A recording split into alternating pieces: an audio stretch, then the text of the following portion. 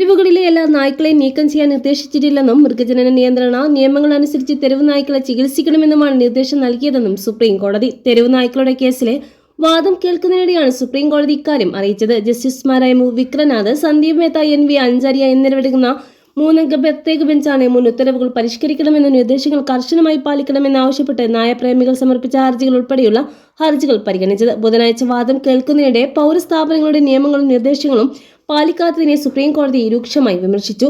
രാജ്യത്ത് നായ്ക്കളുടെ കടിയേറ്റ് മാത്രമല്ല, റോഡുകളിൽ അലഞ്ഞുതിരിയുന്ന മൃഗങ്ങൾ മൂലമുണ്ടാകുന്ന അപകടങ്ങളും മൂലവും ആളുകൾ മരിക്കുന്നുണ്ടെന്ന് കോടതി പറഞ്ഞു. വിദ്യാഭ്യാസ സ്ഥാപനങ്ങൾ, ആശുപത്രികൾ, റെയിൽവേ സ്റ്റേഷനുകൾ തുടങ്ങിയ സ്ഥാപന മേഖലയിൽ നായ്ക്കളുടെ കടിയേറ്റ സംഭവത്തിൽ അപകടകരമായ വർധനവ് ശ്രദ്ധയിൽപ്പെട്ട് സുപ്രീം കോടതി വന്ധീകരണത്തിനും വാക്സിനേഷനും ശേഷം തെരുവ് നായ്ക്കളെ ഉടൻ തന്നെ നിയുക്ത ഷെൽട്ടറിലേക്ക് മാറ്റാനും നവംബർ 7-ന് ഉത്തരവിട്ടിരുന്നു. അങ്ങനെ പിടിക്കുന്ന തെരുവ് നായ്ക്കളെ അവയെ കൊണ്ടുവന്ന സ്ഥലത്തേക്ക് തിരികെ വിടരുതെന്നും അതിൽ പറയുന്നു. കൂടാതെ സംസ്ഥാന പാതകളിൽ നിന്നും ദേശീയ പാതകളിൽ നിന്നും എക്സ്പ്രസ് വേകളിൽ നിന്നും കന്നുകാലികളെയും മറ്റു അലഞ്ഞുതിരിയുന്ന മൃഗങ്ങളെയും നീക്കം ചെയ്യുന്നത് ഉറപ്പാക്കാനും അധികാരികൾക്ക് നിർദ്ദേശം നൽകി.